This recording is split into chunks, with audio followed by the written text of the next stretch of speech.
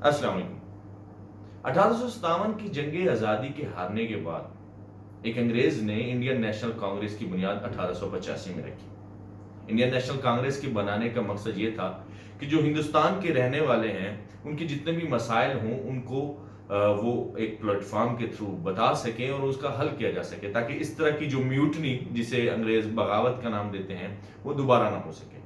لیکن 1885 کے بعد مسلمانوں نے یہ محسوس کیا کہ جو انڈین نیشنل کانگریس ہے اس میں زیادہ ہندوؤں کا غلبہ ہے اور یہ مسلمانوں کے مسائل کو صحیح طرح سے اجاگر نہیں کر پا رہے۔ تو 1906 میں مسلم لیگ کا قیام عمل میں آیا۔ یہ بات نہ تو ہندوؤں کو پسند آئی نہ ہی انگریزوں نے اس کو ایکسپٹ کیا۔ مسلم لیگ ہمیشہ سے یہ کہتی رہی کہ مسلمانوں کی واحد نمائندہ جماعت جو ہے وہ مسلم لیگ ہے، لیکن 1935 کے الیکشن میں مسلم لیگ کو شکست فاش کا سامنا کرنا پڑا اور اس کے بعد مسلم لیگ کو اپنی ریکگنیشن کے لیے بہت زیادہ محنت کرنی پڑی۔ تو جو پہلا الیکشن پاکستان کی تاریخ میں سگنیفیکنس کا حامل ہے وہ 1945 کا الیکشن ہے، جس میں مسلم لیگ نے مسلمان نشستوں کی 30 سیٹیں اپنے نام کر لی۔ تو پاکستان کی تاریخ میں اگر الیکشنز کی تاریخ میں نظر دوڑائی جائے تو 3 الیکشن ایسے ہیں جو میرے حساب سے جنہوں نے پاکستان کی تاریخ کے اندر ایک سمت موڑ دی پاکستان کی۔ پہلا الیکشن وہ 1945 کا الیکشن تھا جس میں مسلم لیگ نے یہ ثابت کیا کہ ہندوستان کے اندر مسلمانوں کی واحد نمائندہ جماعت اگر ہے تو وہ صرف مسلم لیگ ہے۔ 1945 کے الیکشن کے بعد ہندوؤں نے بھی اس بات کو ایکسپٹ کر لیا اور انگریزوں کو بھی یہ بات ماننی پڑی کہ مسلم لیگ ہی مسلمانوں کی واحد نمائندہ جماعت ہے۔ پاکستان کا قیام عمل میں آیا، کہانی آگے چلتی رہی، آئین بننے کی کافی ساری کوششیں کی گئیں لیکن اس میں کامیابی نہ ہو سکی۔ پھر آیا 1970 کا سال۔ ہماری تاریخ میں جس الیکشن کو پاکستان بننے کے بعد سب سے زیادہ فری اینڈ فیئر الیکشن کہا جاتا ہے وہ جناب ذوالفقار علی بھٹو صاحب کا یہ الیکشن تھا، جس کے اندر بھٹو صاحب نے مغربی پاکستان یعنی حالیہ پاکستان کی تمام سیٹیں جو 80 کے قریب سیٹیں تھیں وہ ساری کی ساری جیت لیں۔ لیکن ہماری تاریخ کا یہ فری اینڈ فیئر الیکشن وہ الیکشن ہے جس میں ہماری فیئرنس کا حساب آپ اس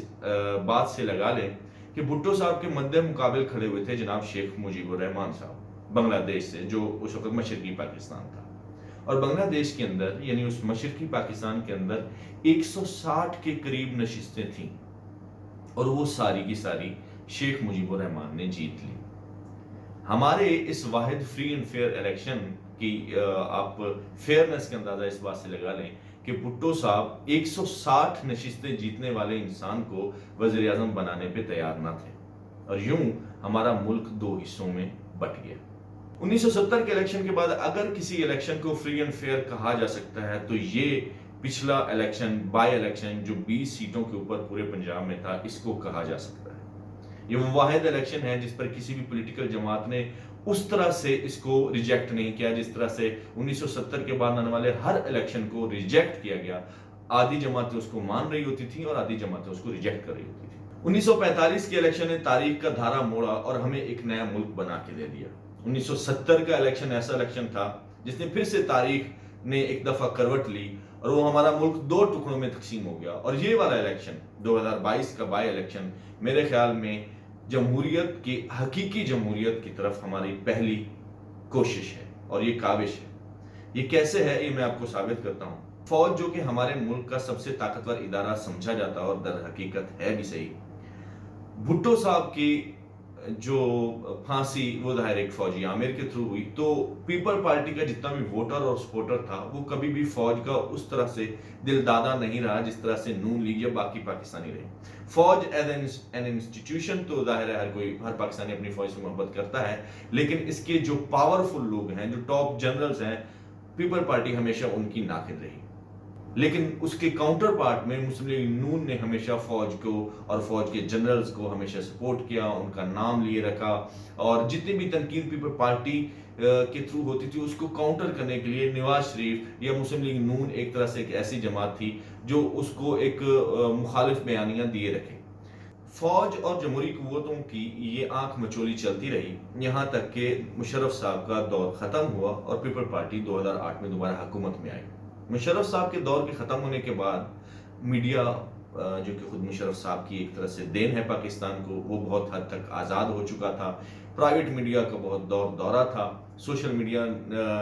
بھی تقریباً سٹیپ ان کر چکا تھا، تو فوج نے یہ طے کیا کہ اب وہ فرنٹ فٹ پر آ کر نہیں کھیلیں گے۔ 2008 سے لے کر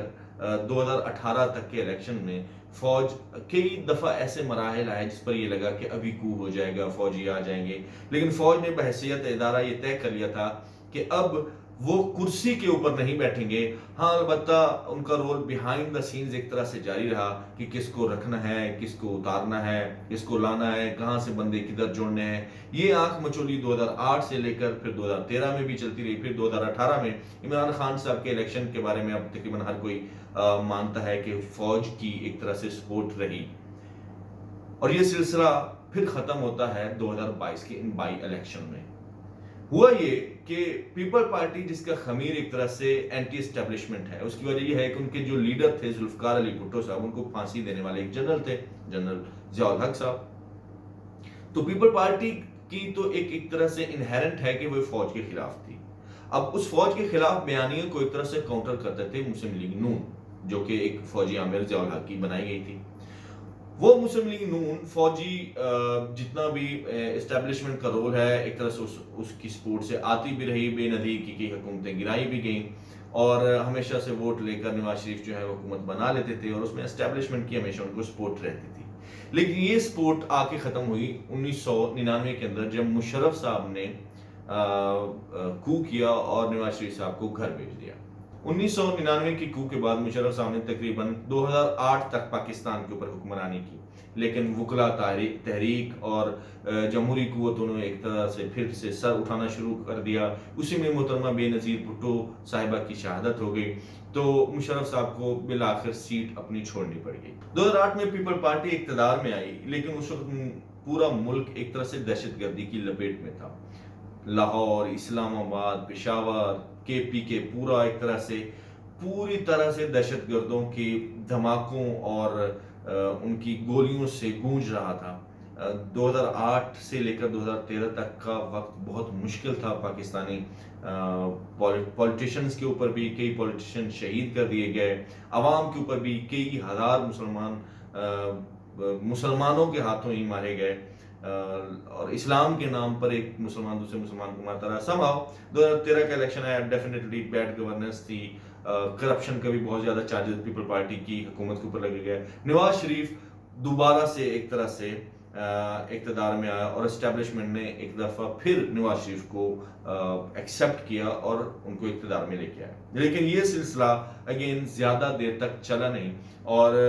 محض 4 سال کے بعد ہی نواز شریف صاحب کو ایک ایسا کیس جو کہ انٹرنیشنل میڈیا کے اندر آیا، پاناما کیس کے اندر، اس کی پھر عمران خان صاحب نے اس کو بہت زیادہ اٹھایا، اور نواز شریف صاحب کو وزارت عظمیٰ سے جو ہے وہ ہاتھ دھونے پڑ گیا، اور ان کی جگہ شہر خاقان عباسی آیا۔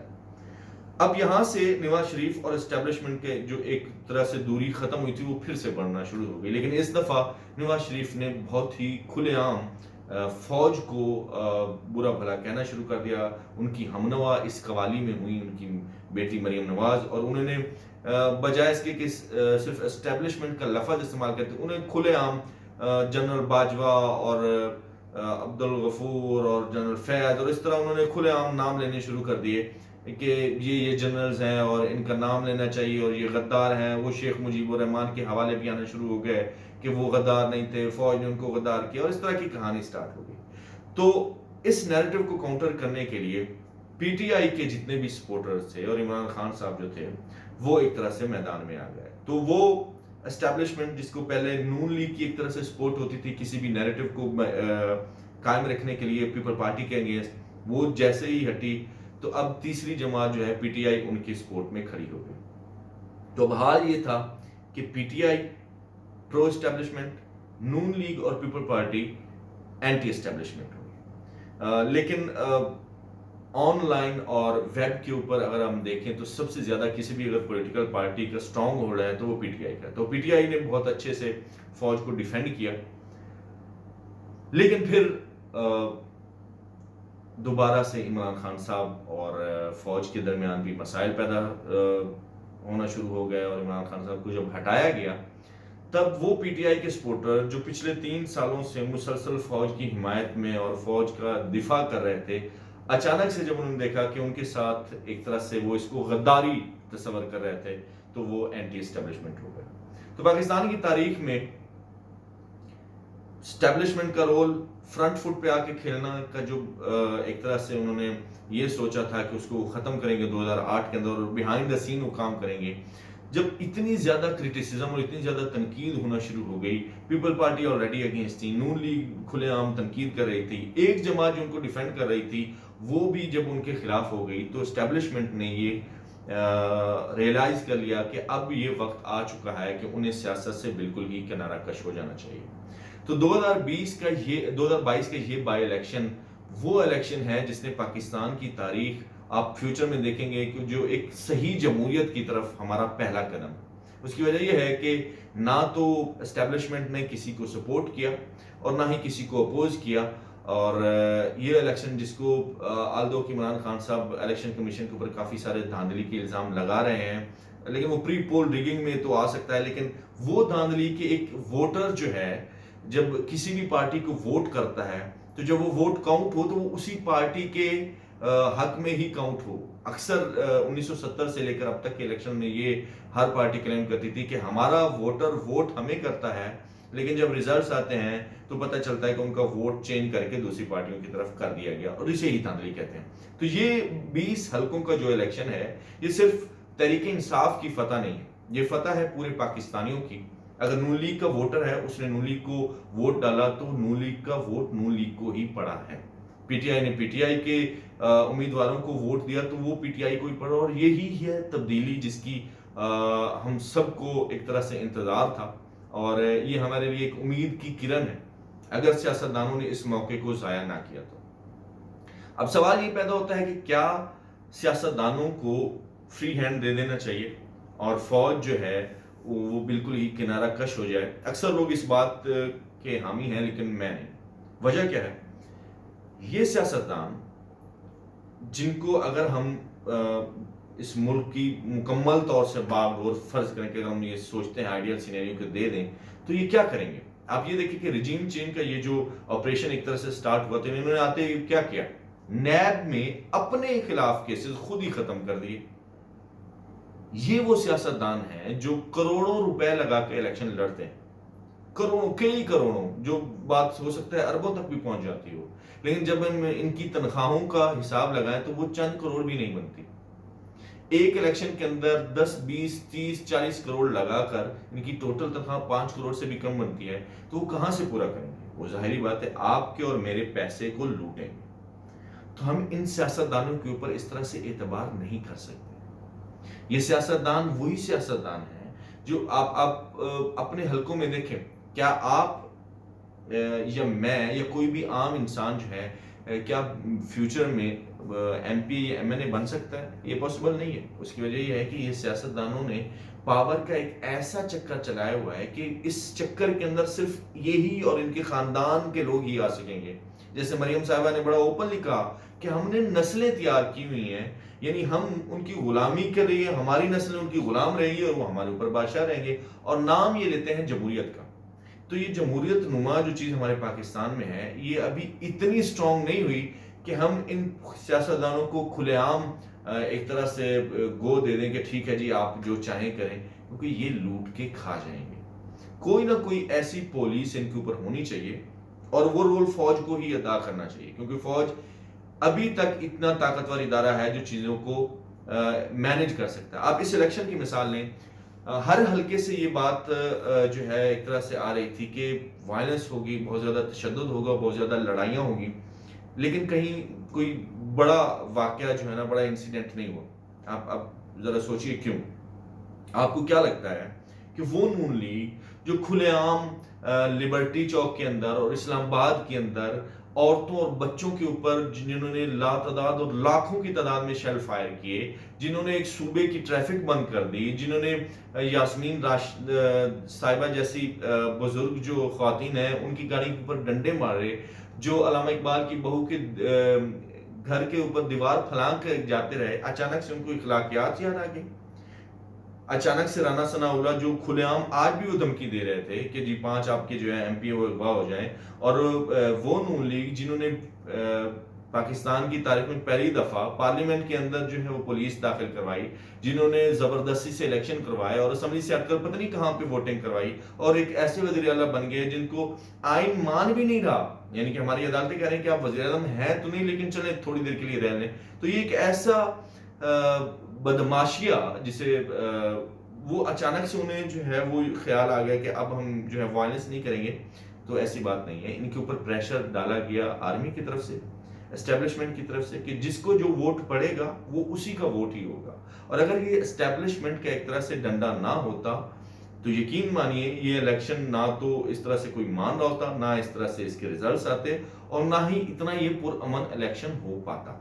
और मेरे ख्याल में एस्टेब्लिशमेंट को यही रोल प्ले करना चाहिए तब तक जब तक ये सियासतदानों की कैपेसिटी इतनी ना हो जाए कि जब ये इलेक्शन करवाएं तो हर जमात जिस तरह से इस बाय इलेक्शन को माना है उसी तरह से जनरल इलेक्शन को भी मान सके। और बहुत बड़ा टेस्ट आने वाले जो जनरल इलेक्शंस होंगे, जिसके ऊपर अब नून लीग की और ये पीडीएम की अलहदा से मंतक है कि वो इस हुकूमत को जारी रखेंगे, यानी शहबाज शरीफ साहब की जो अदालत उज़्मा है वो एक तरह से 20 किलोमीटर के दायरे के अंदर ये रहेगी और इसके इर्द गिर्द पीटीआई होगी। तो बहरहाल ये तो मज़ाक़ा खेज इनका फैसला है, देखते हैं ये कहाँ तक चलता है, लेकिन पॉलिटिकल स्टेबिलिटी नहीं आ पाएगी उनके इस फैसले के नतीजे में। आज भी डॉलर कितनी ज़्यादा छलांग मार के चढ़ गया और हमारी जो इकोनॉमी है वो दिन ब दिन गिरती जा रही है इस तरह की पॉलिटिकल अनस्टेबिलिटी की वजह से। बहरहाल लेकिन ये सारी चीज़ें तो ज़ाहिर है चलती रहेंगी। मैं अगेन पूरी पाकिस्तानी कौम को इस बात पर मुबारकबाद देना चाहता हूँ कि ये इलेक्शन जिस तरह से 1945 के इलेक्शन ने तारीख का रुख मोड़ा था, ये इलेक्शन हमारी जमहूरियत को सही रास्ते पे डालेगी अगर हमने इसको कंटिन्यू किया अपने जनरल इलेक्शन में। आज के लिए इतना ही। मैं हूं जाफर ज़ीशान और ये है मेरा चैनल। शुक्रिया।